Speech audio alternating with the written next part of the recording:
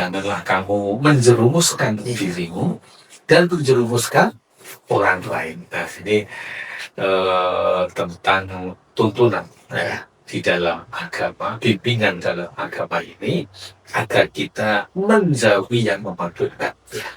Di antaranya narkoba. Narkoba ini akan menjerumuskan kepada kehancuran.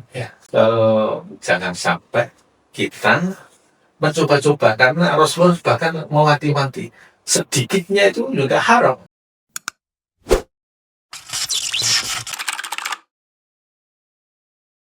Halo Sobat Bersinar, selamat datang di podcast Bengawan Surakarta, bebarengan lawan narkoba bersama BNN Kota Surakarta. Hari ini kita hadir dengan episode spesial dengan tema religi yang membahas narkoba dari perspektif agama Islam. Nah, di episode kali ini kita bakal mengusung tema meneladani Nabi menjauhi narkoba. Dalam menjalani kehidupan sehari-hari, kita berpegang teguh pada perintah Allah Subhanahu wa Ta'ala yang mengacu pada Quran dan hadis serta mengamalkan sunnah-sunnah dari Nabi Muhammad Sallallahu Alaihi Wasallam. Nah, kali ini kita akan bahas mengenai sifat dan kepribadian Nabi Muhammad yang bisa kita teladani agar menjadi Muslim yang beriman, bertakwa, serta bahagia di dunia dan di akhirat. Sobat Bersinar, bersama saya Brian Trimanda Prabowo, saya akan menemani kalian ngobrol santai tapi dengan penuh makna bareng narasumber spesial yaitu Ustadz Haji Mufti Adin SPD SH dari kantor Kementerian Agama Kota Surakarta yang siap sharing bareng kita. Langsung saja kita sapa. Assalamualaikum Ustadz. Waalaikumsalam warahmatullahi wabarakatuh. Baik, sekian. Ya, kabarnya baik ya Pak ya. Alhamdulillah Sehat ya Pak ya. Sehat dan bahagia. Gini Pak, saya mau tanya dengan berjalannya podcast ini ya Pak ya, di Bengawan Surakarta ini, bebarengan lawan narkoba bersama BNN Kota Surakarta. Saya pengen ngobrol-ngobrol ini Pak, biar disaksikan juga sama Sobat Bersinar kita Pak di media sosial. Wah, berarti ngobrol kita bakalan seru nih. Langsung saja kita bahas yang pertama itu Pak. Pertanyaannya, sebagai orang Muslim ini Pak, kita memandang dan memaknai kehidupan ini seperti apa Ustaz? Baik Mas Rian, para pemirsa yang berbahagia. Assalamualaikum warahmatullahi wabarakatuh. Waalaikumsalam. Seperti yang tadi disampaikan oleh Mas Brian tentang pertanyaan yang ini ya, yang mendasar sekali, yang mendasar sekali. Bagaimana kita seorang Muslim ini memandang kehidupan. Iya. Jadi kita sebagai orang yang beriman kepada Allah Subhanahu Wa Taala itu yang memandang kehidupan ini, bahwa hidup ini dalam rangka kita untuk menggapai kebahagiaan. Saya kira tidak salah nih Mas. Iya, betul. Iya, hidup ini untuk bahagia. Kita capek. Iya, ngapain hidup untuk sengsara kan gitu. Dan bagi orang yang beriman, orang yang Muslim, ini punya pandangan yang luar biasa ya. Jadi bahagianya itu tidak hanya sebatas bahagia di dunia saja. Karena dunia ini berakhir fana. Artinya semuanya ini kan akan musnah ya. Apa yang benda apapun yang semula baru ya jadi lama dan akhirnya rusak. Termasuk juga manusia kan akhirnya mati. Nah, orang yang beriman setelah kematian itu meyakini bahwasanya di sanalah pintu kehidupan yang abadi.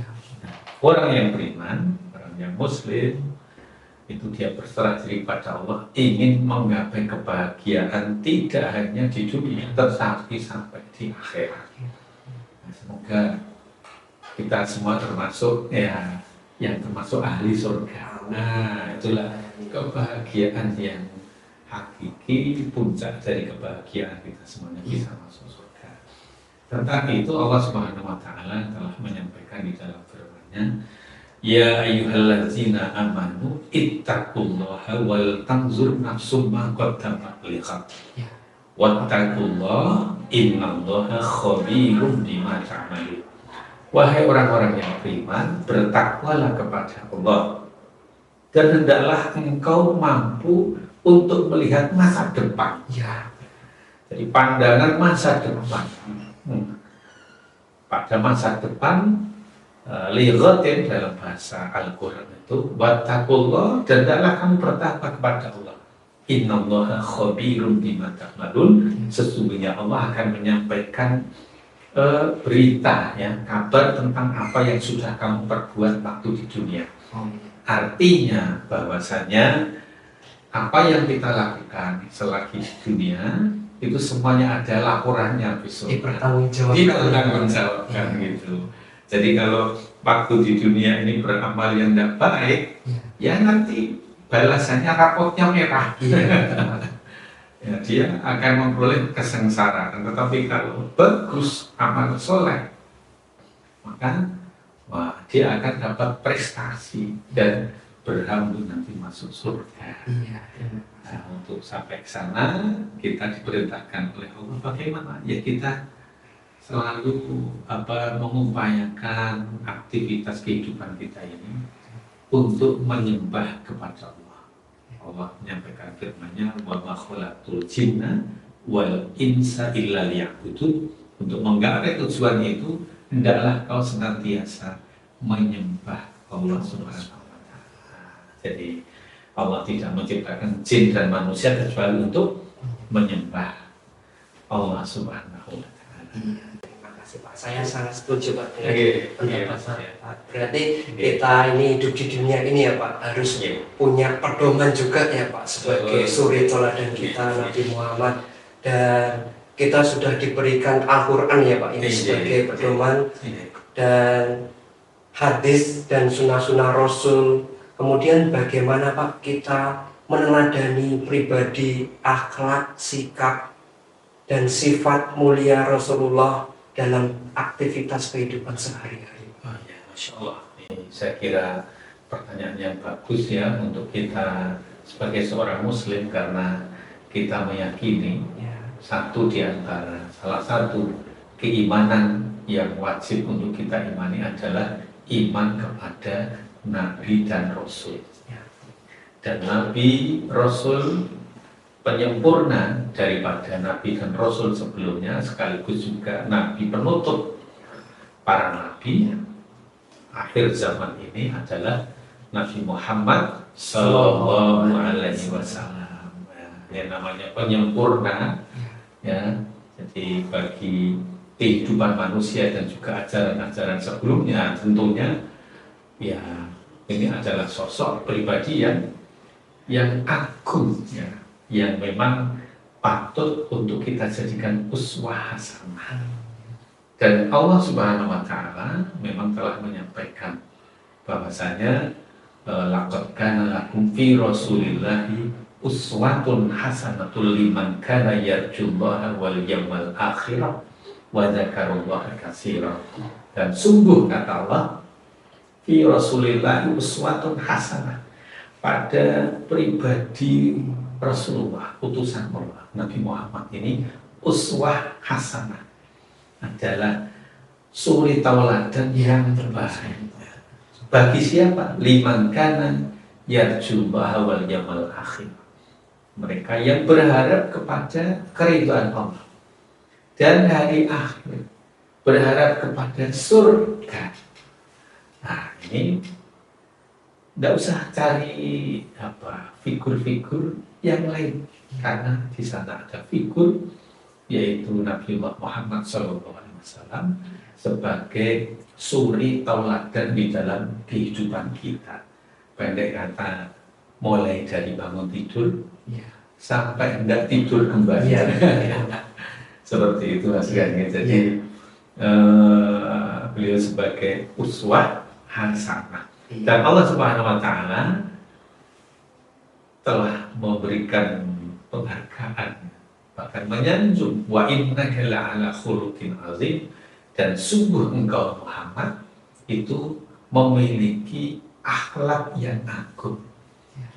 Jadi kepribadian yang luhur, yang yang agung ya, yang tentunya ini contoh ya yang paripurna. Ya, jadi maka mau kita cari contoh mana lagi kalau sudah ada contoh yang paripurna sebagai uswah hasanah atau suri tauladan kita, yaitu Nabi Muhammad Sallallahu Alaihi Wasallam. Ya, ini Kita dalam semua aspek kehidupan. iya. Iya, karena baik di dalam kita berinteraksi, mencontoh Nabi. Iya. Kita di dalam mendidik anak, mencontoh Nabi. Berbuat baik kepada keluarga, kepada kedua orang tua, Masya Allah. Itu memang harus kita hormati. Kepada orang tua, Masya Allah. Kepada fakir miskin, wah Masya Allah. Bahkan kepada pejabat.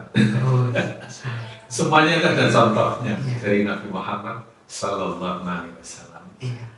Dan indah sekali itu Mas Brian ya, kalau kita belajar Al-Quran dan As-Sunnah.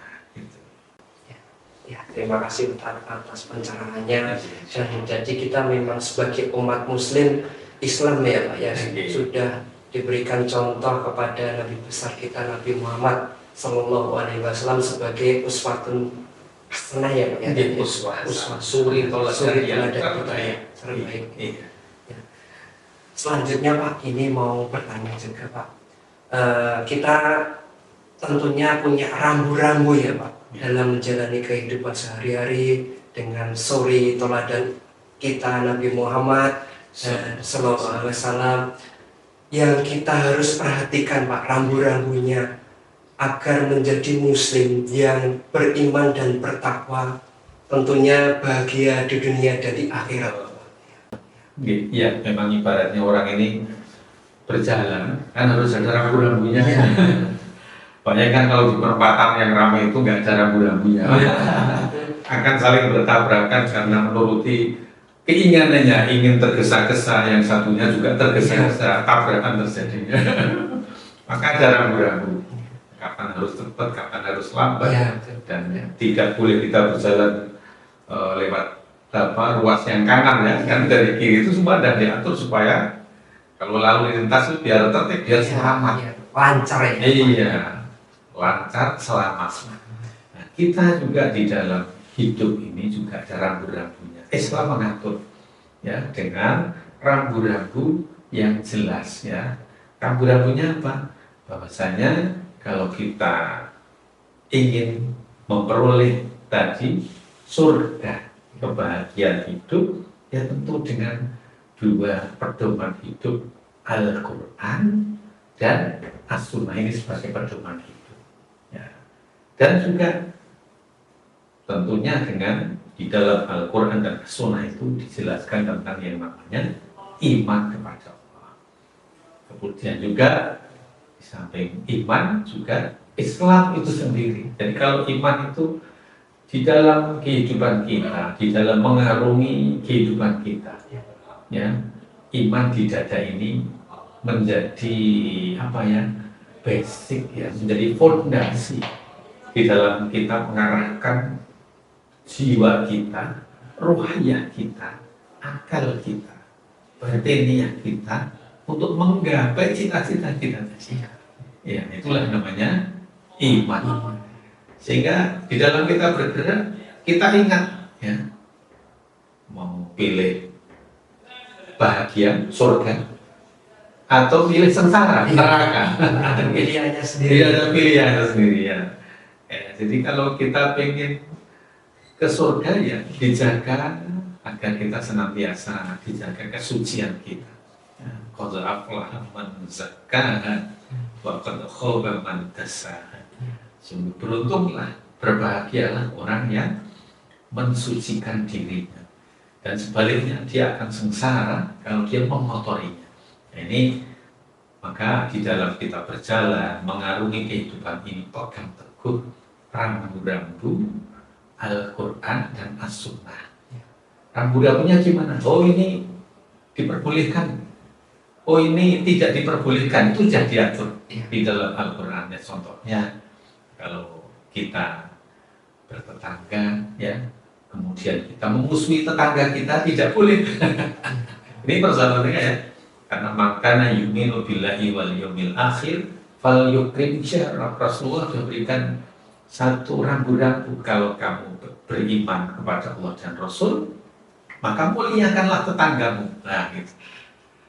Kenapa dilarang untuk memakan makanan yang haram? Nah, sudah ada rambu-rambu. Tidak boleh sembarangan untuk semua jenis makanan yang kita suka kita makan, minuman yang kita suka kita minum.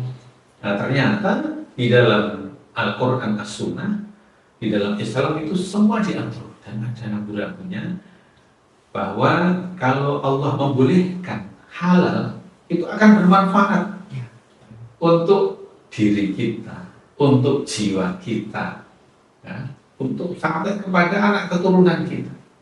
Tapi kalau sebaliknya, kalau makanan minuman yang haram dimakan, ya, termasuk pekerjaan yang haram dilakukan, ya itu akan menyengsarakan, menghancurkan dirinya sendiri.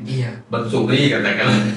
Kemudian tidak berkah juga. Tidak berkah, betul sekali. Hasil curian, ya, mungkin bisa jadi pas mencuri ketahuan ya di masa orang masuk penjara. Itu baru di dunianya. Kalau nggak ketahuan, ya besok di akhiratnya, gitu. Akan ada balasannya. Nah, ini semua ada rambu-rambunya, itulah namanya iman, Islam, kemudian juga ihsan. Ihsan itu ya dalam kita berjalan, berperilaku, itu merasa kita dibimbing oleh Allah. Ya, jadi ihsan itu anta'budallah ka'annaka tarahu wa illam takun tarahu fa innahu yarah. Kamu menyembah kepada Allah. Jadi menyembah ini tidak hanya sholat nih. Nah, ini Mas Brian ini saya bekerja, ya. Ini dalam rangka menyembah Allah, dan beribadah. Iya, beribadah. Karena taruh seakan-akan engkau melihat Allah. Wa illam takun taruh fa innahu yarah. Kalau kamu nggak melihat dengan penglihatanmu, ketahuilah Allah melihatmu. Wah, jadi nikmat sekali ya Mas ya. Saat sholat kita bisa menjadi khusyuk. Saat kita berperilaku, berinteraksi dengan sesama, kita merasa selalu dibimbing oleh Allah Subhanahu wa Ta'ala. Mau melakukan hal yang tidak baik, ini dilarang oleh agama, dilarang oleh Allah. Allah akan mencatat apapun ya yang kita perbuat. Faman ya'mal misqala dzarratin khairan yarah. Walaupun sekecil apapun kebaikan ada balasannya. Wa may ya'mal misqala dzarratin syarran yarah. Melakukan perbuatan yang jahat yang kecil saja akan ada balasannya. Nah, seperti itu Mas. Jadi itu rambu-rambu dengan Al-Quran dan As-Sunnah agar kita terbimbing untuk bisa menggapai surga dan jauh dari siksa neraka. Terima kasih Pak atas jawabannya Pak. Melihat dengan fenomena sekarang ini Pak, Allah Subhanahu wa Ta'ala menciptakan manusia dan jin untuk menyembahnya ya Pak. Dan tentunya punya perintah juga mana yang harus dikerjakan, mana yang dilarang ya Pak. Terkait peredaran narkoba sekarang ini Pak, yang di Indonesia ini kan sudah sangat darurat ya Pak ya. Dan sekarang itu sebagai umat muslim ya Pak, bagaimana pandangan Islam terhadap narkoba dan penyalahgunaannya Pak terkait narkoba ini? Iya, jadi prihatin ya. Jadi saya prihatin kalau saya memberikan ini, kasih bimbingan juga, penyuluhan ke lapas ya, ke rutan. Banyak juga nggak cuman anak muda, bahkan yang sudah tua yang kena narkoba. Yang tua kena narkoba, kasihan sekali. Nah ini kalau sudah terlanjur kena gitu, akan sulit juga ya untuk lepas dari ini. Makanya ini Islam mengatur ya tentang narkoba ini. Narkoba ini sangat berbahaya bagi masyarakat, bagi generasi muda maupun generasi tua. Pendek kata, narkoba ini akan menjerumuskan kepada kehancuran. Ya. Nah, kalau Rasulullah Shallallahu Alaihi Wasallam itu sudah menyampaikan kullu muskirin khamrun, ya, wa kullu khamrin haram. Setiap yang memabukkan, ya, itu adalah khamr. Ya. Dalam hadis riwayat Muslim, ya. Setiap yang memabukkan itu adalah khamr, dan setiap khamr itu haram. Itu baik apa ma askara kasiruhu faqalilu haram. Rasulullah mengatakan baik yang memabukkan itu sedikit, ya, maupun banyak, sama-sama haramnya, sama-sama haramnya. Kalau di dalam Al-Quran jelas, innamal khamru wal maisur al-ayah, dan seterusnya ritsu min amali syaitan. Jadi namanya khamr itu kotoran, ya, najis, ya, kotor najis, dan itu merupakan satu perbuatan syaitan. Jadi Quran ini udah menandaskan, ya, khamr itu setan. Kalau setan itu kan apalagi yang lebih buruk daripada setan gitu ya Mas Bian, ya. Jadi jangan sampai kita mencoba-coba, karena Rasulullah bahkan mewanti-wanti sedikitnya itu juga haram. Iya. Ya. Saya pernah juga ya bertanya. Awalnya itu sebenarnya karena mencoba. Oh iya. Narkoba demikian juga, Pak. Gitu, semua ya? Itu dimulai dari faktor coba-coba. Coba-coba Mas. Jadi dia mencoba mungkin bukan karena suatu masalah yang pelik, barangkali cuma coba karena temannya, yaitu dia ikut, bahkan semula diberi, ya, akhirnya terjerumus. Padahal kalau udah terjerumus gitu, jadilah binasa dia. Di dalam Al-Quran jelas, ya, jangan membawa dirimu kepada kebinasaan, dan juga jangan membawa orang lain kepada kebinasaan. La dzarara wa la dzirar. Janganlah membinasakan dirimu dan juga membinasakan orang lain. Janganlah kamu menjerumuskan dirimu dan menjerumuskan orang lain. Nah, ini tentang tuntunan, ya, di dalam agama, bimbingan dalam agama ini agar kita menjauhi yang memabukkan. Iya, mungkin demikian dengan agama lain ya Pak ya. Ada 6 agama ya Pak ya. Dan tentunya dari semua agama itu pastinya melarang ya. Saya yakin ya, sama, karena agama juga mengajak, ya, baik, ya, menjauhi hal yang buruk, ya, yang membawa sengsara. Iya.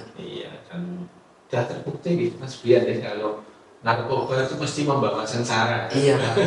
Di samping untuk dirinya sendiri juga orang lain sengsara. Kalaupun di dalam satu keluarga itu sudah ada yang kena Pak, itu efeknya bisa di satu keluarga itu kena semua. Kena semua. Iya, seperti itu. Domino. Iya Pak. Jadi ada berkelanjutan juga.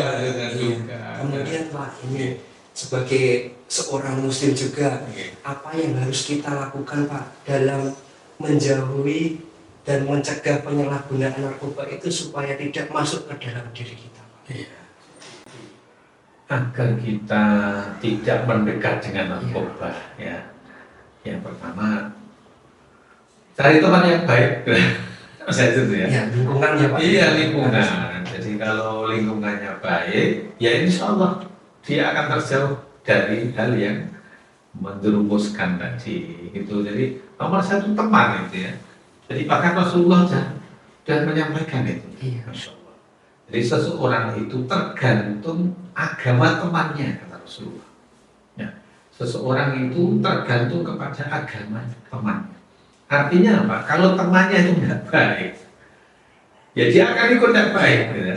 Kalau temannya itu baik, agamanya baik, perilakunya baik, ya, kesehariannya menunjukkan akhlak budi yang luhur, ya dia akan terpengaruh kepada kebaikan beliau. Bahkan di dalam hadis Rasulullah menyampaikan juga, ya. Jadi orang itu yang dia itu, ini gambarannya saja, orang yang dia itu dekat bergaulnya dengan dengan pedagang minyak wangi. Oh iya. Kalau dia bergaul dengan pedagang minyak wangi, dia akan kena wanginya. Ikut wangi. Ikut juga. wangi juga. Entahlah, mungkin dekat-dekat mungkin suatu ketika dikasih dioles minyak wangi pedagangnya, atau bahkan nggak aja udah bau wangi, ya akan wangi basnya. Tapi sebaliknya, kalau dekat-dekat dengan tukang pandai besi, ini kalau zaman kuno ya, Iya. itu ada pandai besi itu kan pakai ini apa, arang hitam gitu ya. Panas sekali. Nah, dia akan kena ini uapnya atau kena debunya, kena abunya gitu. Itu karena ini apa, dekat-dekat dengan pandai besi. Ini hanya contoh perumpamaan ya, seperti itu sampai ke Rasul. Maka kalau pengen baik, bergaul dengan yang baik, kuatkan imannya, dan jangan lupa sholat 5 waktu selalu ditegakkan, karena sholat itu inna sholata tanha 'anil fahsya'i wal munkar, karena sholat itu mencegah dari perbuatan keji dan mungkar. Selanjutnya Pak, ini saya pengen ngobrol lagi tentang bagaimana sikap kita Pak meneladani pribadi Nabi Muhammad SAW dan menjadi Muslim yang membawa perubahan positif, menjadi role model positif bagi Muslim yang lainnya Pak. Gitu.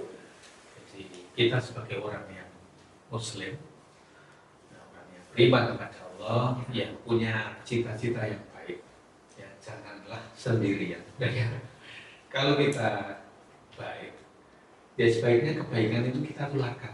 Iya. Itu pasti ya, sepakat ya. Iya, Saya setuju Pak. iya, sebaiknya kalau jahat, jangan, tapi hentikan, bahkan dicegah. Maka kita orang yang Muslim yang berserah diri pada Allah Subhanahu Wa Taala, yang berusaha untuk menjadi yang role model ya, sebagaimana yang telah dicontohkan oleh Nabi Muhammad SAW, karena beliau adalah uswah hasanah dengan perilaku sifat-sifat Nabi SAW, di mana beliau di samping dekat dengan Allah, jadi hubungan dengan Allah itu dengan hubungan yang baik, dengan ibadah makhluknya seperti halnya sholat, seperti halnya haji ya. Tapi juga beliau menjaga hubungan baik dengan masyarakat.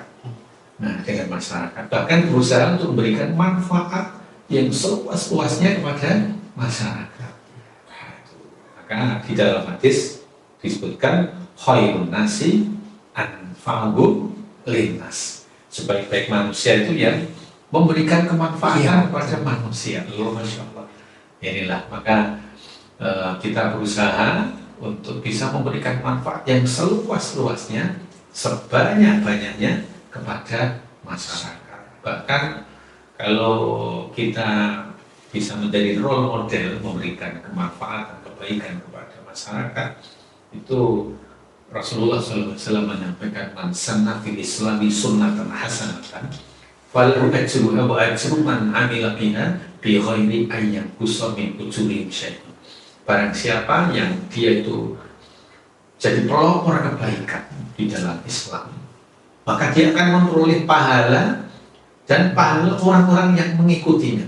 Jadi kita akan dapat royalti pahala. Itu namanya jariyah. Ya, pahala jariyah. Tetapi sebaliknya, hati-hati gitu ya, waspada.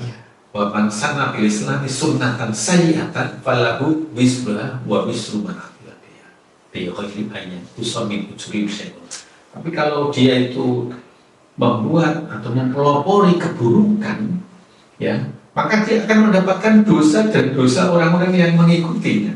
Nah ini, maka kita upayakan di dalam kehidupan kita ini perbanyaklah manfaat, karena itu kebaikannya tidak hanya putus berhenti di penjenengan, tetapi nanti akan ke belakangnya, generasi-generasi seterusnya itu akan menerima manfaatnya. Tapi sebaliknya, kalau tidak baik, hentikan segera, hentikan segera, dan segera untuk kembali kepada Allah Subhanahu Wa Taala dengan apa ya, bertobat kepada Allah Subhanahu Wa Taala. Jadi kita sebagai umat manusia, sebaik-baiknya manusia bisa bermanfaat sama untuk orang lain.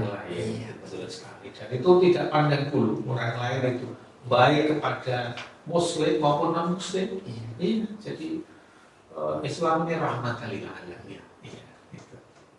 Kemudian Pak, kita sebagai warga negara, khususnya sebagai umat Islam, Pak, Muslim ya Pak ya. Dalam pembangunan negara menuju Indonesia emas ini Pak, kontribusi apa yang bisa kita berikan? Masya Allah ya, 2045, Iya. 100 tahun Indonesia merdeka, Indonesia emas kelak ya. Ya, Masya Allah, kita ini sangat berkepentingan dan punya kewajiban untuk bisa menggapai Indonesia emas ya. Khususnya terlebih lagi orang Muslim ya, yang mayoritas di Indonesia ini, ya ini harus memberikan kontribusi yang nyata untuk kebaikan Indonesia yang kita cintai ini, yang sudah dibangun merdeka dan kemudian pembangunan sampai dengan saat ini. Kita upayakan supaya bisa yang menggapai baldatun thayyibatun wa rabbun ghafur, jadi negeri yang baik dan memberikan ampunan kepada rakyatnya. Jadi apa yang mesti kita pegang ya iman, kokohkan iman, dan juga ketakwaan kita, dan juga jangan lupa untuk kesana seperti yang diajarkan oleh Al-Quran dan Sunnah, ilmu pengetahuan dan teknologi. Ya, ini kuasai dan gunakan dengan sebaik-baiknya, karena agama mengajarkan ikrar, bacalah. Jadi kalau ingin maju, banyaklah membaca. Baca apa saja, itu nanti akan membuka wawasannya dan memberikan pengetahuan dan akan memberikan kemanfaatan sehingga kita bisa memperoleh teknologi. Jadi bahkan Al-Quran merintahkan ya masyarul jinni wal insi in istata'tum an tanfudhu min aqtaris samawati wal ardi fanfudhu la tanfudhuna illa bisultan. Wahai sekalian jin dan manusia, kalau kamu ingin menguasai semesta ini, menembus langit dan bumi, fanfudu, tembuslah, ya, atau kuasailah. La tanfuduna illa bisultan, kamu tidak akan bisa mengelola itu dengan baik, illa bisultan, kecuali dengan sultan. Jadi dengan kekuatannya dalam hal ini adalah ilmu pengetahuan dan teknologi. Jadi banyak kata iman, impaknya dan impactnya, iman dan takwa, tapi juga ilmu pengetahuan dan teknologinya. Tidak terasa Pak, beberapa menit kita lalui Pak di ujung akhir acara ini Pak. Sebagai closing statement Pak, pesan dan kesannya terhadap meneladani Nabi Muhammad SAW dalam menjauhi narkoba bagi seorang muslim Pak, yang ingin disampaikan manusia. Baik, Rasulullah SAW adalah figur yang sempurna. Rasulullah SAW mewanti-wanti kita agar kita menjauhi yang memabukkan, termasuk narkoba. Kalau ingin bahagia, jauhi narkoba. Kalau nekat mendekati narkoba, sengsara yang engkau terima. Maka upayakan untuk bisa meraih surga, kebahagiaan dunia dan akhirat dengan jauh dari narkoba. Seru banget obrolan kita hari ini, menambah pengetahuan dan meningkatkan keimanan kita agar dapat menjalani aktivitas sehari-hari yang sesuai tuntutan Islam dan meneladani pribadi Rasulullah SAW, sehingga yang kita lakukan baik dan bernilai pahala. Terima kasih banyak Bapak sudah berkenan sharing bareng kita di sini. Untuk teman-teman yang mendengarkan, semoga episode religi ini bisa menjadi pengingat bahwa menjadi muslim yang beriman dan bertakwa adalah muslim yang menjaga diri dari hal-hal yang membahayakan diri sendiri maupun orang lain. Menjadi pribadi yang bersih narkoba, menebar manfaat sebanyak-banyaknya, berkontribusi positif pada negara mewujudkan Indonesia Emas 2045. Kalian suka dengan video ini? kalian suka dengan video episode ini, jangan lupa untuk like dan share ke teman-teman kalian. Stay tune terus di Instagram kami @bnn_kota Surakarta buat info dan konten menarik lainnya. Sampai jumpa di episode selanjutnya podcast Bengawan Surakarta. Wassalamualaikum warahmatullahi wabarakatuh. Salam sehat tanpa narkoba. Terima kasih. Sama-sama.